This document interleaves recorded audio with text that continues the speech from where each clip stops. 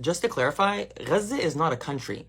It is not an independent state, the same way that Israel is. It does not have its own fully functioning, fully independent government. It does not have its own military power, nor does it even have full control over its land. Gaza is an occupied territory in Israel. Israel has full control over what goes in and out of Gaza, who goes in and out of Gaza. They have full control over the borders. They have full control over the airspace, the water. They have control over Gaza's electricity, water, food supply, imports, exports, even medical supplies, and humanitarian aid. Israel has control over it. Palestinians there do not have free movement in and out of Gaza. They have to obtain special permission from Israel just to leave and just to enter. Israel has had a full military blockade on Gaza since 2006, as in anything and everything surrounding Gaza, Israel has control over. That's why people refer to Gaza as the largest open-air prison in the world. It's literally a jail.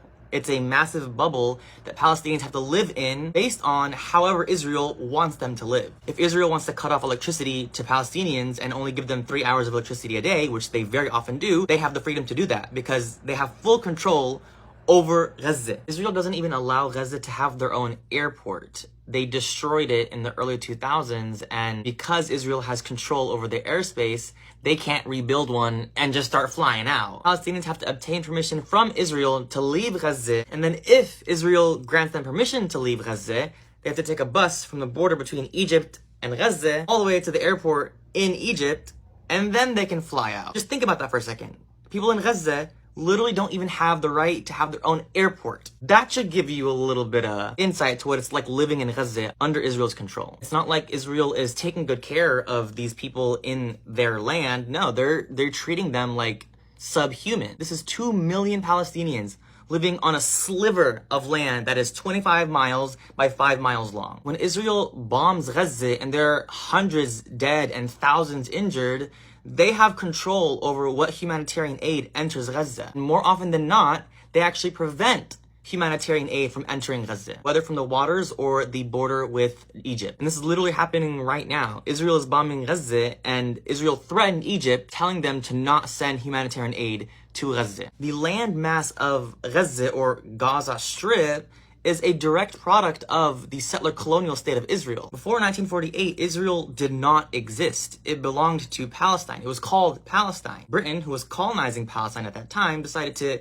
establish this false state known as Israel on the land of Palestine and began ethnically cleansing Palestinians from the land, killing our people, forcing more than 750,000 Palestinians to flee their land. And thus, the state of Israel was born. From then until now, the size of Palestinian land has been shrinking every single day. And what's left is Gaza Strip, this little piece of land, and the West Bank, which Israel also has full control over. Hamas is not Gaza's government. They are purely an administering power. The actual governing power of Gaza is Israel. Gaza doesn't have a military. The only form of protection the Palestinians there have is militant resistance groups like Hamas. They have nowhere near the military power that Israel has. Israel gets $3 billion of military aid from the US alone every single year. And that's just military aid. What does Gaza have?